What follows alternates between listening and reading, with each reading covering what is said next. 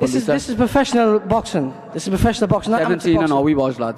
Sure, I'm talking. Yeah. All the us, and we get smacked straight in that chin. He'll know then. This is professional boxing. Yeah. You can't be usying and running around like a chicken around the ring. All the us, and we get smacked straight in that chin. You can't be usying. So the Usyk vs Fury 2 undercard has further decreased in quality. This is due to the recent cancellation of Dennis McCann versus Peter McGrail. Now we're all looking forward to the big heavyweight rematch either way, so this isn't just me looking for something to complain about, but the incidents that have expired lately has had an adverse impact on the respective bottom lines of many people involved with the card, of course. So why do I say it got even worse? Well, if you want to know exactly why, then you're going to have to check out my recent video to learn about the complex and unfair order of events that led to us having Serhii Bohachuk vs Israel Madrimov as the co-main event, to having Serhii Bohachuk vs Ishmael Davis as the co-main event, that being unfair 2-1 Serhii Bohachuk. So the link will be in the top of the description for that one. But what I was basically saying is that although the undercard wasn't even that great in the first place by Riyadh season standards and world level standards, when the only former world champ on the undercard, Israel Madrimov, was replaced by the fairly unaccomplished Brit Ishmael Davis, that card turned fully into a domestic type undercard you'd see in the O2 or even Wembley Arena, and not even on pay-per-view. Now, to defend myself against those who haven't seen that video, which is probably most of you, I did say that the main event sells itself, and that I personally look forward to the undercard as a British boxing fan, and I gave great credence to Ishmael Davis for stepping in on short notice, again, and I touched on how Davis vs Bohachuk is due to be a great fight, and gave it a little preview. But objectively, the undercard was no longer world level after Madrimov pulled out anyway. And before or after Madrimov's pull-out, look at the difference when you juxtapose this card with the upcoming Beterbiev vs Bivol 2 Riyadh season card, if indeed none of those fights fall through. But before I get into how the cancellation of the super bantamweight affair between Dennis McCann and Peter McGrail hurts the card even more, let's take a look at why that fight is no longer taking place. So as simple as this, Dennis McCann failed a pre-fight drug test as announced by the anti-doping agency VADA, and the situation will be investigated further, blah blah blah. And we don't even know what substance he popped for as of right now and all that. Frank Rowe and his promoter spoke in an interview about awaiting a B sample when the news came out. But ultimately, McCann popped for a substance banned by VADA, and his fight with Peter McGrail is now definitely off. That's it, done. Now whether McCann is truly guilty or not, I don't really care right now. I'm just disappointed that the fight's off and the Usyk Fury 2 undercard is worsened even further. Not much people are talking about this situation surprisingly, but one Curtis Woodhouse definitely thinks McCann is guilty. And if McCann is indeed guilty, then maybe that's why he was so confident in his smack straight to the chin outweighing all of Peter McGrail's usy. You know, all that us. Then you get a smack straight to the chin. Now then, this is professional boxing, you can't be usy. Oh no man, I was looking forward to the fight, and so are many British boxing fans. Not only does Dennis McCann hold a lot of name value here in the British Isles, and has been a popular mainstay on Queensberry cards for a few years, and not only is it a Frank Warren vs Eddie Hearn affair, but it was shaping up to be a good one in the ring as well, of course. Originally, when Madrimov vs Bohachuk was the co-main event, this McCann vs McGrail fight was placed just under 2 heavyweight fights, in Moses Aitama vs Dempsey McKean and Johnny Fisher vs Dave Allen. Now I'm a big believer in the Aitama hype, by the way, but that aside now, because that's not what we're here for. Now punch for punch, McCann vs McGrail was more than likely going to be a better fight than those 2 heavyweight bouts, likely a back and forth 12-round battle as opposed to 2 fights that will either end in early knockouts or be rather boring. But they are the big boys, and it is the undercard for a world heavyweight title fight, so their higher placement on the card made sense, and I was totally with that. But when Ishmael Davis stepped in to replace Madrimov, the McCann vs McGrail fight was moved above the Fisher vs Allen fight. So heavyweight stuff aside, the McCann fight was that much better than the Fisher fight that they moved it above it in the card. Now another thing that made the McCann vs McGrail fight better on paper than them 2 heavyweight fights is the competitive factor. Both heavyweight fights have a massive favourite, in Moses Aitama and Johnny Fisher of course. They're both very much expected to win fairly comfortably. But now with Ishmael Davis vs Serhii Bohachuk as the co-main event, that fight just before the big heavyweight title fight now has a heavy favourite as well, in Serhii Bohachuk. But the McCann vs McGrail fight was 50-50 on the odds. So it was arguably the second best fight on the card after the big heavyweight title fight main event, now the unpredictable affair between Bohachuk and Madrimov is off. So yeah, McCann vs McGrail was due to be the most competitive fight on the undercard by the odds basically. Now the thing is with Ishmael Davis saving the day and not leaving Bohachuk without an opponent, well forget about Davis taking that fight on 2 weeks notice. A replacement for Dennis McCann to step in and fight Peter McGrail would be stepping in on less than 1 week's notice. Plus Ishmael Davis was preparing for a fight anyway. So let's see in the coming days if some other super bantamweight that happened to be preparing for a fight will step in to fight McGrail on a few days notice. Well, if I've learnt my lesson of late, I ought to wait for that news before going ahead with this video, I can't lie. On that note though, Peter McGrail is the second poor scout that's had a fight cancelled on him in the last week and a half. We don't talk about them ones, lad. We don't talk about them ones. But yeah, ultimately, despite the Usyk vs Fury 2 undercard not being world level after the Madrimov pullout, as a British boxing fan, it could still be deemed a great card by domestic standards. But now let's say this wasn't the undercard to a historic unified world heavyweight title fight, and hypothetically, I know he's scheduled to fight Parker in February, but let's say the main event was Dubois vs Caballero, merely for the IBF heavyweight title, just to put things into perspective, and it needed a decent undercard to be on pay-per-view for 20 quid. And let's say it had the same undercard as Usyk vs Fury 2 was scheduled to have just a few days ago before the McCann vs McGrail cancellation, with Ismail Davis in instead of Madrimov. Some would say that's borderline pay-per-view worthy. But now without the Dennis McCann vs Peter McGrail fight, yeah, its status as a pay-per-view card would be questionable, wouldn't it? But yeah, that's obviously not the case, and the promoters are lucky that this is all happening on an undercard of a fight that sells itself, but it doesn't mean we shouldn't get a proper undercard.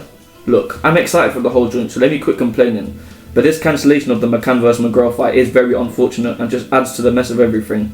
And I know McCann popping dirty isn't the promoter's fault, but look at the standards that Riyadh season has set, and look at this card now. Wait, no. Just in as I'm recording, Dennis McCann has indeed been replaced by the undefeated Rhys Edwards. Yes, Peter McGrail will now fight Rhys Edwards on the Usyk vs Fury 2 undercard. And it does look like this was indeed a guy preparing for a fight already, in January mind you.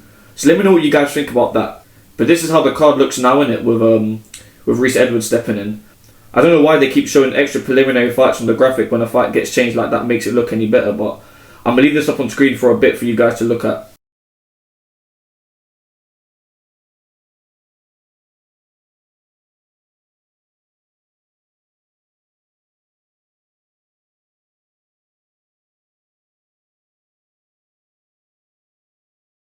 Alright, in other news, Mungia got absolutely chinned, didn't he?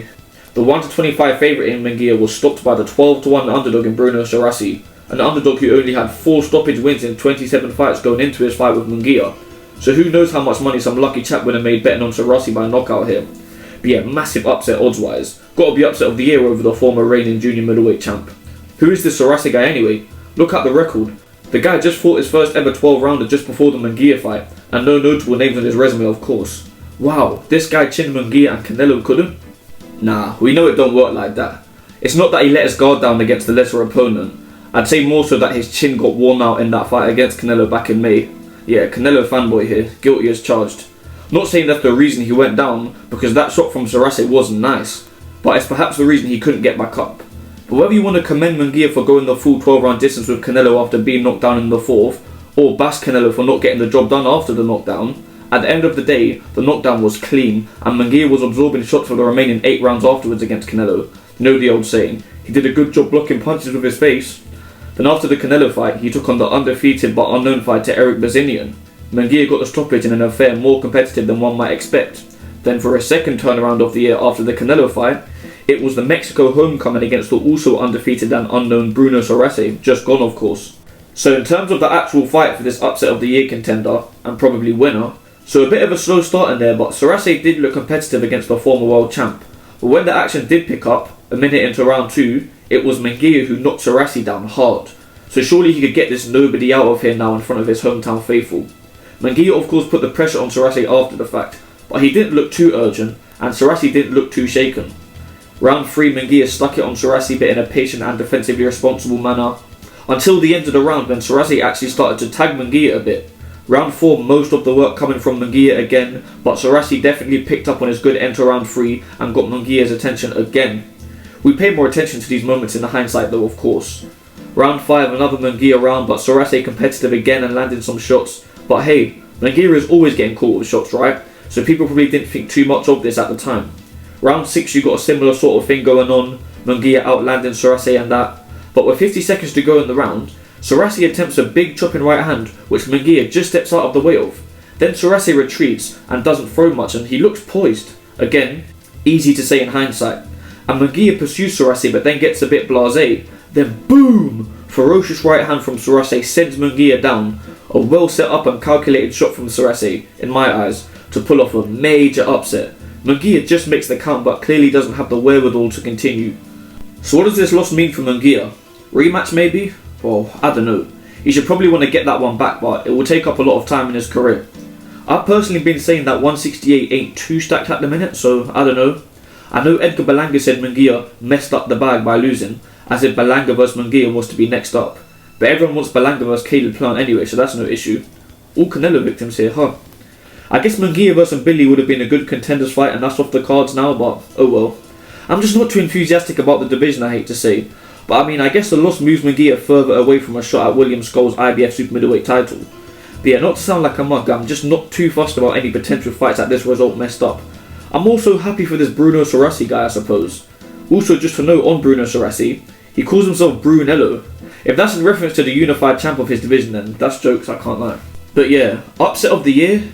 I mean, I hear no one contesting it, so let me not try and be a contrarian and start trying to name other potential upset of the year contenders of 2024. I'm happy accepting this late entry as the winner. Speaking of upsets though, we saw a couple more upsets this weekend just gone, with the cruiserweight contender Chev Clarke, who came into his fight in Monaco as a 1-4 favourite over his opponent Leonardo Mosquera. Now in that fight, Clarke got knocked down and looked badly rocked early in round 1. But he did manage to recover, and the two men proceeded to have a competitive back and forth 12-round fight, in which Clarke ultimately lost by split decision. The two judges that had it to Mosquera had it 116-112 and 115-112 respectively. And the card for Chev Clarke was weird. It was 117-113. So if my math is correct, with the knockdown, that's 3 even rounds.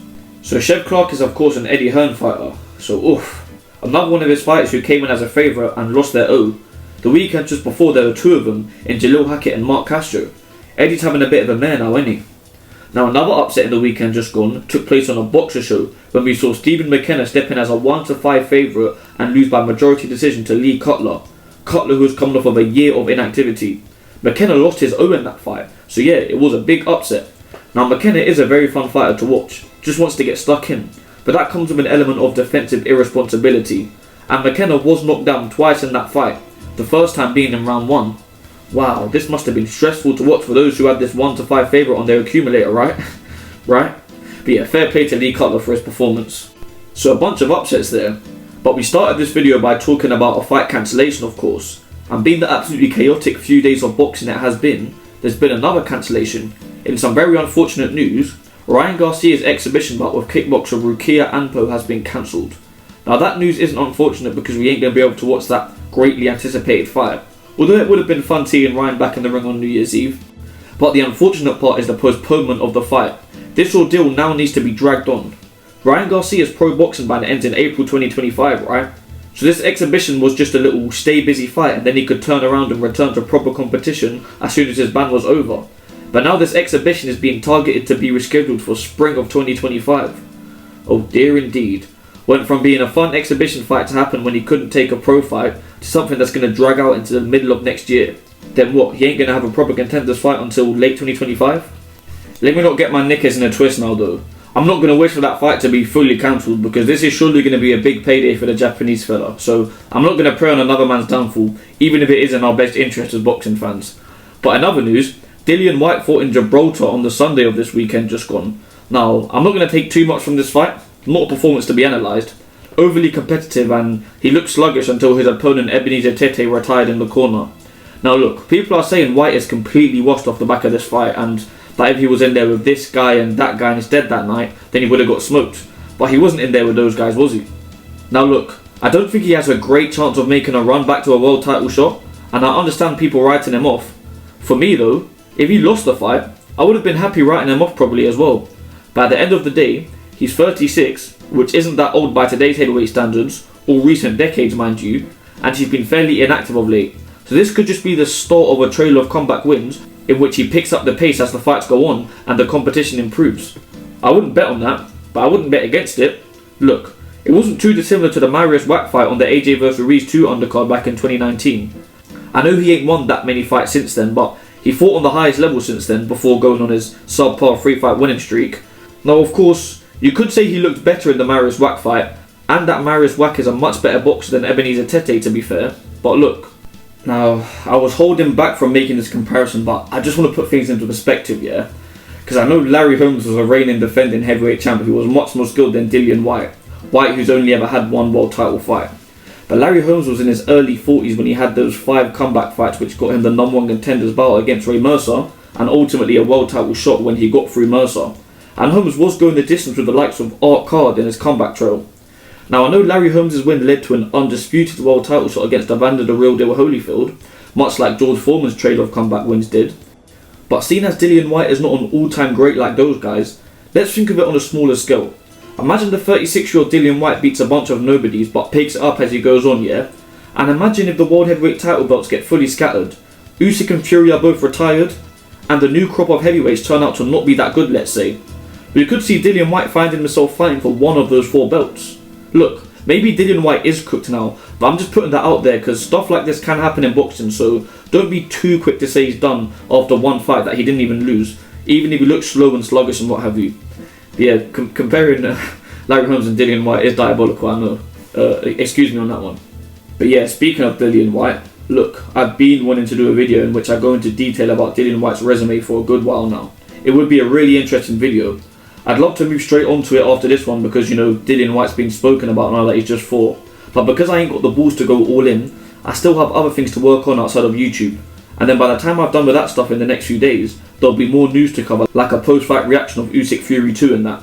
So that retroactive look back on Dillian Whyte's road to the title could be a good few videos down the line.